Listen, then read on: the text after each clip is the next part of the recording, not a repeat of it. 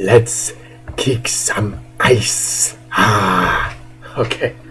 Alright, well, if that was any indication, this video has to do with Arnold Schwarzenegger, the governor of California. No, this is honestly a relatively rare type of review for me, and then I'm doing a game review, or in this case, a review of a DLC for a larger game. This, of course, being the DLC titled Cold Cold Heart, which is the promised story expansion for the game Batman Arkham Origins. It comes free if you bought the season pass, but otherwise it's $10. It was released this Friday, April 25th, and this is basically a video capturing my general impressions of it. Now, the story is, it takes place on New Year's Eve. I'll have a question about that later. But it takes place on New Year's Eve, a few days after the Christmas Eve setting, obviously, of Batman Arkham Origins. So at Wayne Manor, Bruce Wayne is hosting an award ceremony where Ferris Boyle, the CEO of Goth Corp, is being awarded the Humanitarian of the Year award. However, the whole party comes under attack by a new supervillain known only as Mr. Freeze. He's in a Sub-Zero suit of armor, and he and his thugs wield weapons that can emit rays that automatically freeze anything in their sights. So Batman sets off to find Mr. Freeze and rescue Ferris Boyle, and everything may not be what it seems. Now, first of all, fans of the genre and fans of the character may take notice of the fact that the premise of this game is a direct rip-off of the Batman animated series episode Heart of Ice. Right down to the title. The title even sounds like it. Heart of Ice, Cold Cold Heart. I know, I'm a geek. But they recycle, not only do they recycle the plot after a fashion, but they even recycle some of the names and some of the lines of dialogue. Ferris Boyle, which was the name of the very smarmy Mark Hamill character in the animated series episode, and he even, like I said, some of the lines like Goth Corp, the People's Company. Granted, Mark Hamill is not voicing the guy in this DLC package, but still, it's pretty blatant. Although, once you actually get past the premise, the people over at WB Montreal do their best to try and differentiate this in terms of its plot from that episode. It's just the premise of, and most notably the opening of this DLC that basically rings all sorts of deja vu in my head. So, what does this game do right? Well,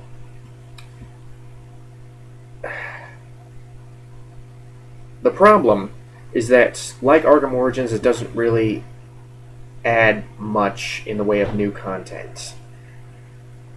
If I had to give my general impressions, I say this is worth your money if you enjoyed Arkham Origins. If you enjoyed Arkham Origins, despite its bugs, this is not as buggy as Arkham Origins. Or at least not that I was able to ascertain. So, yeah. If you enjoyed Arkham Origins, then yeah, I can see you forking over $10 for this. However, if you did not enjoy Arkham Origins, or if you do not like any of these Arkham games, then this is not going to float your boat. Because this, like Arkham Origins, is more of the same. Now, that's not necessarily bad, but even for fans of these Rocksteady / WB Montreal games, it's a little hard. It's a little hard to keep giving these games slack for being fundamentally good, even though they're not really doing anything revolutionary, or really not doing anything in the way of topping their previous efforts. Now, I'm not blaming this solely on the DLC, this particular DLC package, because I actually found this to be of more substance than... Pardon me. I actually found this to be of more substance and more worth your money than the DLC for Arkham City, the story-based DLC for Arkham City, which was Harley Quinn's Revenge. I was honestly pretty disappointed in that one. Now, granted, it was fun to play as Robin, but that one, the story was just so formulaic. Everything played out exactly as you thought it would. There were no twists. There was basically nothing. There was nothing to that warranted forking over your money, or at least not if you, or it's not, at least not in comparison, especially not in comparison to Arkham City. Arkham City was fantastic. I mean, playing Harley Quinn's Revenge afterwards just seemed like padding. I mean, it just seemed like a little bit of extra. It seemed like narrative window dressing. And what I mean by that is that it seemed like they were using the same environments. They were using the same environments, and a lot of the same assets, but driving the player through these environments in a way that they felt was different, by giving us a little extra narrative content in the way of Harley Quinn wanting revenge for the death of the Joker. I thought it was uninspired, to say the least. Now, did I hate it? No. But like I said, I like this better. And I think this is more worthy of your money than Harley Quinn's Revenge, which, that's 2 years old at this point. I digress. Now, what kind of perplexed me upon the announcement of this DLC was the fact that it was not focusing on the plotline that was set up post-credits in Arkham Origins, which was Deathstroke being approached by Amanda Waller and being offered a chance to join, presumably, the Suicide Squad. Granted, I don't really know how far they could have gone with the Suicide Squad, given that it was a DLC and the Suicide Squad isn't really limited to one city. But I don't know. Maybe it was something on the part of the studio. Maybe it was WB saying, okay, well, you can do a DLC for your game, but do not do the Suicide Squad. We are doing that for our upcoming animated movie, Assault on Arkham.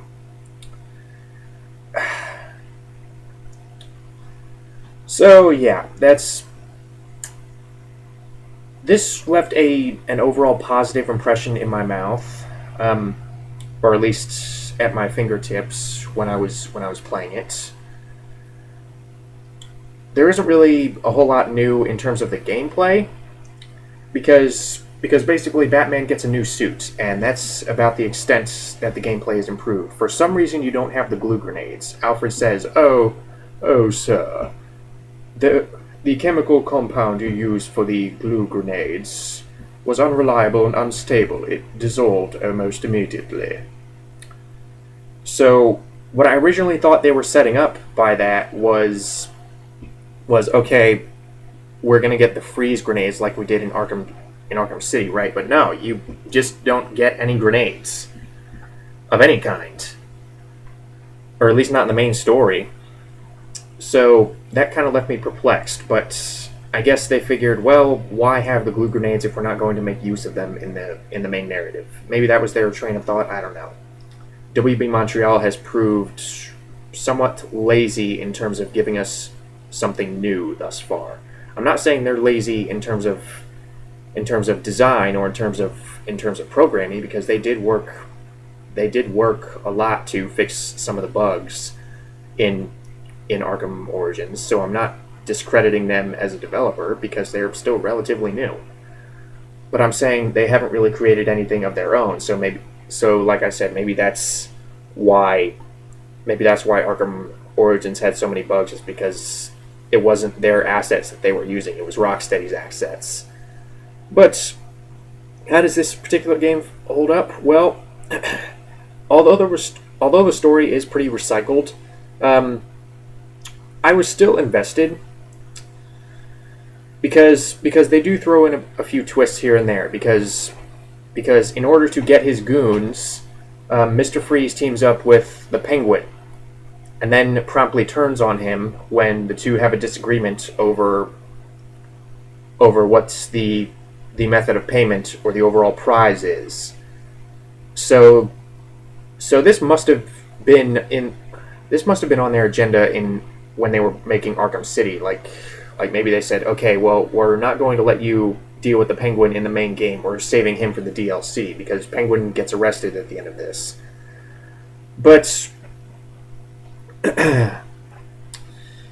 yeah, there are a few twists here and there, but the biggest problem I have with the story is that if you are at all familiar with the origin of Mr. Freeze as told by Paul Dini in Batman the Animated Series, if you are at all familiar with that, then you will predict the big twist that they are going for later on in the story.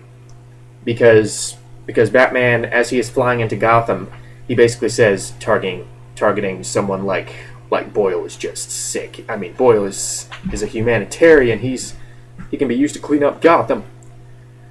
And I'm thinking to myself, okay, it's going to turn out that he had a part in trying to prevent Mr. Freeze from saving his wife, and he was the primary cause of Victor Freeze getting into that cryogenics accident. And sure enough, yeah, that's what happens. And they act like it's such a big twist. I just wanted to get it over with, honestly, because like I said, I saw it coming. Now, will someone who is unfamiliar with that particular piece of source material see it coming? Well, I think they will. They might, given how many twists are in this series, I think they might be inclined to think that there is more to the plot than just Ferris Boyle's been taken hostage by Mr. Freeze, go save him. I think players of this game series have been trained to expect that kind of thing. So yeah, I think it'll work a little better for the uninitiated, but for those who, like I said, who are all familiar with the inspiration for this story, then they will see the supposed big twist coming a mile away. But with that said, it doesn't make it bad. It just makes it a little distracting at times, and it diminishes the payoff of the twist. But the story, like I said, is still good. They're stealing from the best. I mean, I know that doesn't sound very honorable on their part, but they are stealing from the best. Do I wish that they had went with? Do I wish they had injected more innovation or more of a change into the origin story of Mr. Freeze? Yeah, sure. I mean, if I was writing this, I would have put a spin on it where instead of Mr. Freeze's wife being in cryostasis, it's, I don't know, his son. Like his son being the last family member he has left. They had a falling out. His son was dying, and Mr. Freeze wanted to save him because he didn't want his last words to his son to be in anger. So that's just me spitballing here. But that's something like that. Something just a little different than the scenario that we've seen before. Again, it's not bad. It's just been done. So like I said, the gameplay doesn't really amount to much in the way of differentiation between, or in the way of differentiation with Arkham Origins, because the main difference in terms of gameplay is the fact that you have a different suit.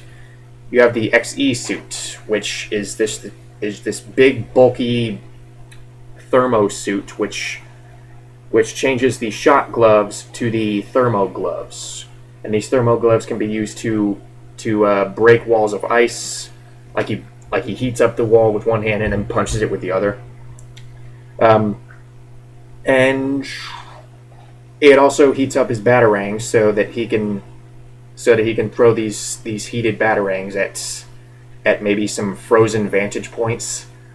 So they do make a point of dressing it up to be different, but in all honesty, there's not really a whole lot of difference between the XE suit and the regular suit. In fact, there's little to no difference. You still get all your same gadgets, except they're colored a different color. The heat gloves work the same as the shock gloves in that they are basically the win button in a combat scenario.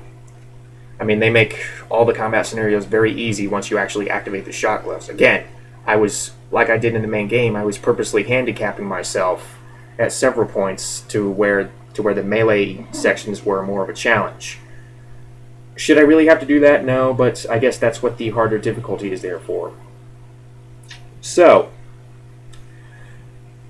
again, not really a whole lot is changed this time around, although I did appreciate the fact that Gotham, the section of Gotham that you're allowed to explore, is significantly smaller this time around. And this may actually answer my question that I was about to pose when I brought up the New Year's Eve setting. Because the question was, it's New Year's Eve, and Gotham being such a high-profile fictional place, don't you think there would be some kind of countdown? I mean, you would think they would have some kind of ball drop in Gotham. And also that led me to another train of thought. If there is a ball drop, and if it is New Year's Eve, why do people give a crap about some guy's humanitarian award? Why did they hold this humanitarian award ceremony on New Year's Eve? I mean, I can understand it being set in Wayne Manor because Bruce Wayne, upon seeing this guy's potential to save the city, Bruce Wayne probably said, "Oh yeah, you can hold it in my mansion, dude." Not really a whole lot of sense in holding a humanitarian awards ceremony in New Year's Eve. That would be like kind of holding the Oscars on New Year's Eve. Or maybe that's not a good comparison. I digress. But what I was saying before about maybe answering my own question is that, like I said, large parts of the city are blocked off. You only have about a third of the area you had in Arkham Origins to explore. Roughly 2 sections of the city. Coventry and the region right next to Coventry. The section right next to Coventry. That's it. So as a result, getting around is not nearly as time-consuming as it was. The city does not feel as empty. The city feels more populated. Even though, again, I was kind of questioning where a ball drop ceremony would be, because you would think they would have a ball drop ceremony despite how cold it is. I don't know, maybe I'm just overthinking this. And like I said, only a third of the city is open to us, so maybe the ball drop ceremony is happening somewhere else, like maybe in a walled off section of the city across the bridge or something. I'm probably thinking way too deep into it, but again, those were just a little bit of the that's just a little bit of the story that kind of left me with a few questions. Questions that eventually I just had to let go because the more interesting parts of the story involved Mr. Freeze, obviously. Now, the voice acting is still pretty solid. Roger Craig Smith is still pretty good as Batman. Again, not as good as Kevin Conroy, but still he's credible enough. At this point, well, no, I'm not going to compare him to any other Batmans. He's doing an impression of Kevin Conroy, and he's doing a good one at that. Michael Ansara does not voice Mr. Freeze, obviously, like he did in Heart of Ice, the Batman animated series episode, because obviously he's no longer with us. But instead we have Maurice LaMarche, who voiced the character in Arkham City. Again, this kind of raises questions kind of like the Penguin. Nolan North is back as the Penguin. He's still a lot of fun. I know some people don't really like this iteration of the Penguin, but I don't know. I think he's a lot of fun. I think he's pretty funny. So, it kind of raises, hearing the Penguin and Mr. Freeze sound exactly the same as their supposed older counterparts in Arkham City kind of raised the question, well, why doesn't Batman sound the same? Again, one of those things that I guess I'm not supposed to think about. But all of them do a good job. There isn't really a bad performance in this game. At least not in terms of the main players. And even the extras are fairly credible, even though the thugs are just kind of your generic thug-sounding guys. Like, oh yeah, Batman, he's real alright. I got the bruises to prove it. Just pretty stereotypy. So, yeah, when I recommend this game, it's not a glowing recommendation like I might have given Far Cry 3 Blood Dragon, where I enjoyed the DLC far more than the actual game. but for something that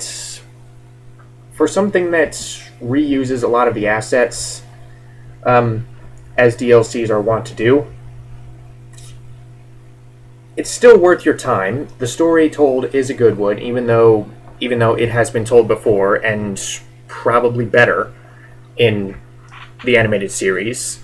But does that mean that it does not translate well to game? Of course not.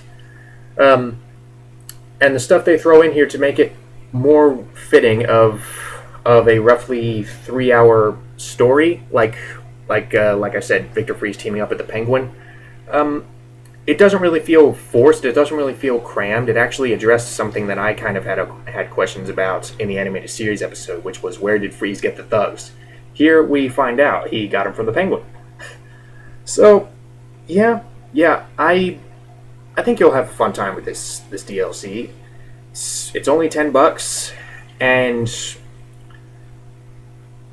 honestly, the main story, like I said, is about 3 hours long, maybe more. Maybe more, give or take. Unfortunately, not really a whole lot in the way of side missions, because I could be leaving out some, but the only side missions that I could find were scanning Anarchy symbols, stopping Anarchy riots, stopping like 4 or 5. Not really a whole lot for although it is a small area. So there's that, and thirdly, there's the option of thawing people who have been frozen with your heat gloves. Not really a whole lot of substance. There's not really any branching side missions or very substantial side missions like there were in Arkham Origins and Arkham City. But again, it's a $10 DLC package. What do you expect? Will it occupy your time as much as Far Cry 3? No. Does it possess the fantastic story of The Last of Us Left Behind? No. But as yet another extension of the Batman Arkham verse, it's serviceable. I would argue even pretty good, especially for the asking price. Again, $10. A price for a very cheap used game. So if you buy this game, it will occupy probably 4 to 5 hours of your time in total. 3 to 4, maybe 4 to 5. Again, give or take. I'm just going by my experience here. And for that, I don't think $10 is asking for too much. You will be entertained. You will still like living in this world. The cutscenes are presented well. The presentation is very good. There is a pretty lengthy story for a DLC, especially again in comparison to Harley Quinn's Revenge. And yeah, I had a fun time with it. Do I have any immediate desire to go back and play it again? Not on the level of Arkham Asylum or Arkham City, but again, if you like those games, then you will probably like this. It is more of the same, but we are still at the point where that is not such a bad thing. Although, here's hoping that the upcoming Batman Arkham Knight will be able to do something that really ups the game of an already pretty high standard series. And from what has been revealed, it looks like there will be a lot of new features in Arkham Knight. But again, I can't really fault the DLC for not really doing anything extremely new. So yeah, I liked it, and if you like the Arkham games, you will probably like it too.